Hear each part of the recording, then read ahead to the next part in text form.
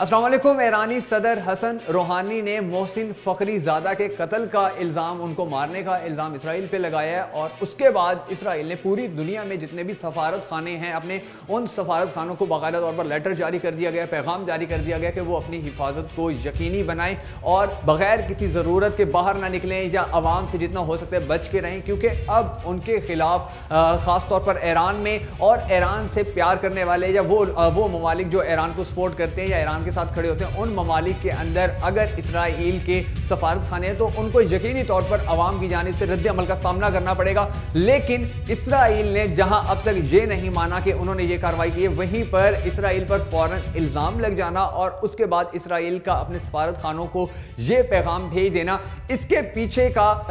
کی جو اصل چیز ہے وہ ناظرین ایک جملہ ہے، اور وہ جملہ یہ ہے کہ نتن یاہو نے برسوں پہلے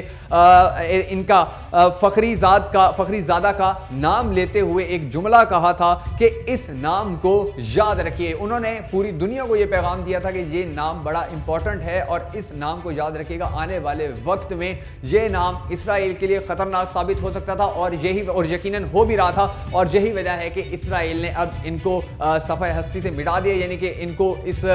جو یہ پروگرام کر رہے تھے اس پروگرام کو روکنے کے لیے ان کو مار بھی دیا، ان کو مارنے تک اسرائیل آ گیا۔ اسرائیل کو اتنا زیادہ خوف یا اسرائیل کو اتنا زیادہ لگتا تھا کہ یہ شخصیت اسرائیل کے لیے خطرناک ہے۔ مگر ایران کس طرح اسرائیل سے بدلہ لے گا، اسرائیل سے بدلہ لینے کے لیے ایران کیا کچھ کر سکتا ہے، اس کے پاس کتنے آپشنز ہیں، ان چند آپشنز میں سے میں آپ کو یہ آپشن جو سب سے اہم ہے یہ بتاتا ہوں، اور پھر اس کے بعد میں آپ کو بتاؤں گا کہ سب سے زیادہ نقصان دراصل ان میں سے کس جگہ اسرائیل کو پہنچا سکتا ہے ایران۔ سب سے پہلی چیز ناظرین یہ ہے کہ یمن کی جو جنگ ہے، جس میں ہمیشہ سے سعودی عرب کہتا آیا ہے اور دوسرے ممالک کہتے آئے ہیں کہ ایران جو ہے وہ یمنیوں کو سپورٹ کر رہا ہے، وہ وہاں پر وہ جو حوثی باغی ہیں ان کو سپورٹ کر رہا ہے، اور اس حوالے سے ایران بھی یہ کہتا آیا ہے کہ میں ان کو سپورٹ تو نہیں کر رہا، لیکن پوری دنیا اس پر الزامات لگاتی ہے۔ تو ان کو اگر زیادہ پاور دینا شروع کر دے گا، ان کو اگر زیادہ طاقت دینا شروع کر دے گا ایران، تو یقینی طور پر جو سعودی عرب ہے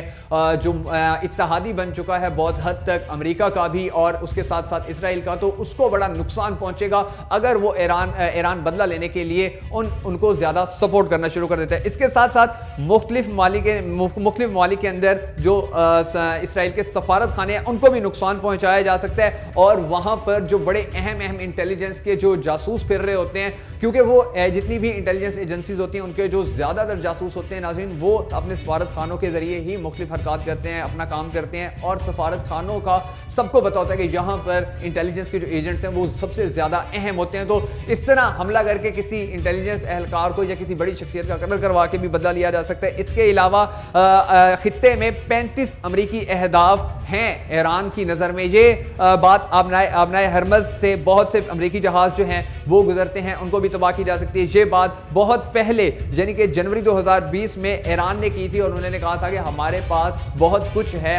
اسرائیل کو سبق سکھانے کے لیے، امریکہ کو سبق سکھانے کے لیے، اور یہ ہم اس طرح بھی کر سکتے ہیں کہ یہ جو آبنائے مرکز ہرمز ہے، یہاں سے امریکی جو جہاز گزرتے ہیں، جنگی جہاز جو گزرتے ہیں بحری، ان کو نشانہ بنایا جا سکتا ہے اور ان کو تباہ کر کے اسرائیل کو، امریکہ کو بہت بڑا دھچکا دیا جا سکتا ہے۔ اس کے ساتھ ساتھ پوری امت مسلمہ میں اسرائیل کے خلاف اور امریکہ کے خلاف نفرت پھیلانے کا ایک مرتبہ پھر ایران کو بہت بڑا موقع بھی ملا ہے، کیونکہ ان کی یہ بہت بڑی شہادت تھی، اور اس نقصان کے بارے میں وہ جتنا دنیا کو بتائے گا اتنا ہی دنیا کو پتہ چلے گا کہ اسرائیل اور امریکہ دراصل اپنے سب سے زیادہ خطرناک جو مسلمان دشمن ہیں ان کو کس طرح چن کے مارے۔ یہ وہ راستے ہیں، یہ وہ طریقے ہیں جن کے ذریعے اب ایران اسرائیل اور امریکہ سے بدلہ لے سکتا ہے۔ یہ سبھی بہت خطرناک ہیں، اور آنے والے وقت میں دیکھتے ہیں کہ امریکہ اور اسرائیل کے خلاف اب ایران کیا کرتا ہے۔